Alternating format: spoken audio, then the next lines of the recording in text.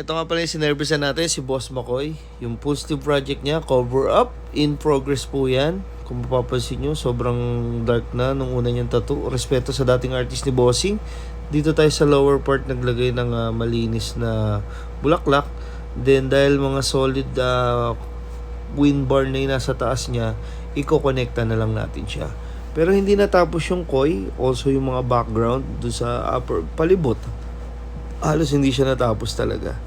Kasi nga, nung unang araw, siguro, nabigla si Bossing sa sakit. Pag cover up kasi, talaga dahan-dahan lang. Yung Koi Dragon, halos hindi talaga tapos siya. Kaya sabi ko kay Bossing, Boss, stop na. After 2 weeks, balikan natin, tapusin natin. Tapos, yung mga background, i-connecta pa natin yan.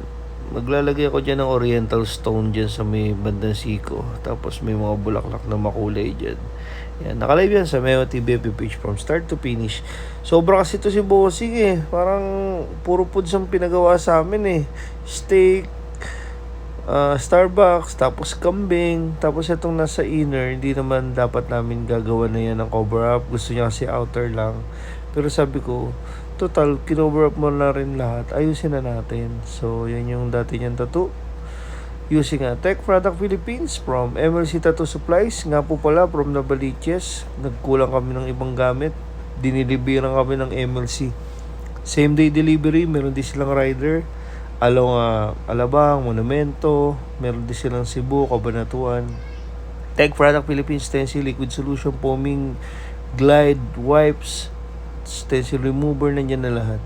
So yan yung Unibi Aba, sobrang solid ang yan ang gamit natin. Meron siyang 2.5, 4.5 at 3.5 stroke. Marami silang paparating ng mga big needles kaya yung ibang needles na gamit ko, yung dati ko pang needle. Pero pag dumating na yung mga ibang stocks, nasa shipping daw pero marami silang doon, different kind of needles. Message lang ng MLC. Sarap ng steak. Nakakakain lang ako niyan pag libre. Mahal kasi. Yan ito yung day 2. Hindi talaga natapos yun sa day 1. Yan. Siguro nabigla rin si Bossing. Yan.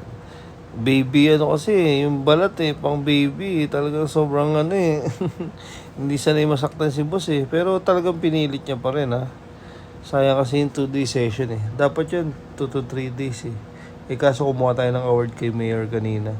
Sana, panatilihin nating maging mabuti sa mga kapwa ko artists para matigil na ang discrimination sa tattoo. Yan. Madumi lang kami tignan pero mabubuti kaming tao. Minahal lang namin yung art. Yes naman. So yan, meron din silang iba't ibang size ng needle. Ayan nga pala yung Blue Nova Eco cartridges. Sobrang mura Biruin mo yung ganyan 20 pieces nasa 295, pataas 395. Sulit. Pwede nyo pong subukan. Yan, nakalive ako lagi sa Meo TV page from start to finish.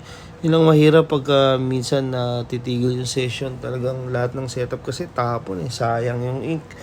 Pero okay lang. Ito kasing ink na to, yung kulay, talagang gusto yan ni Bossing. Pinag-usapan namin yan kung ano yung gusto niyang kulay, tapos ano yung gagawin nating background, i-blend natin sa taas.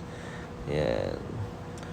So katulad yan, minix ko yung yellow sa pink, kaya ganyan yung naging kulay niya. Hindi ko alam kung anong kulay na kinalabas niya parang melon Yan. Bas dahan-dahan lang.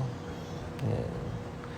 So medyo masakit kasi sa bandang siko. Inom pala kayo ng Advil, ibuprofen para makabawas sa sakit. Pakasarap ng kambing na yan, grabe. Yan yung sa inner, dinrawing namin. Kaso medyo nasakta na siya dyan sa inner part. Yan. Masakit naman talaga dyan. Kahit ako, kung ako pagpapatato dyan, talagang masakit din.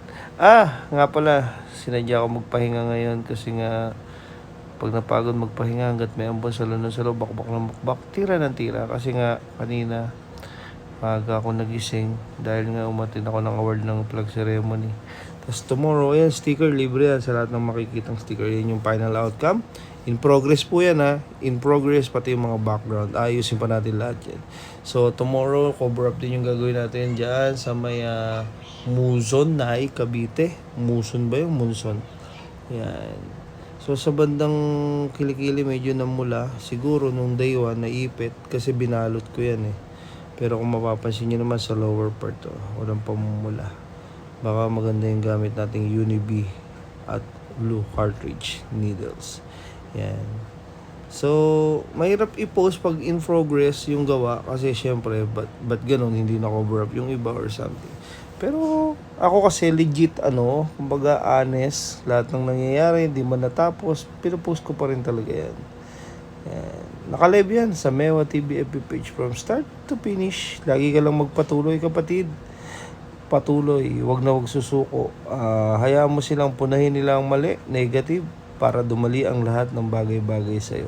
Kasi ikaw mismo sa sarili mo, kahit nakatingin ka sa salamin, hindi mo makikita yung pagkakamali mo. Hindi mo papansinin yan. Pero hayaan mo silang pansinin yung mali, and then yung mali, itama. Yung tama, ipagpatuloy. Pagyabungin, pagbungahin. So, sa lahat ng gusto magpatato, down to avail of free layout and schedule. Napakasarap ng pakiramdam ko ngayon. Nakapagpahinga na naman ako.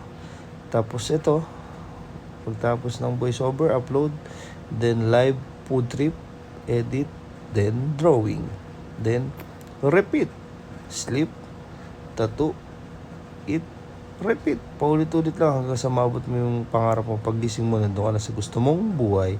At thank you sa Aba Machine, sa Aba Tattoo. Sponsor na tayo ng Aba Pro Team, Tech Product Philippines, from MLC Tattoo Supplies. Nandiyan na po lahat. Sobrang mura po ng mga bili nila. MLC Supplies, may Shopee, same day delivery.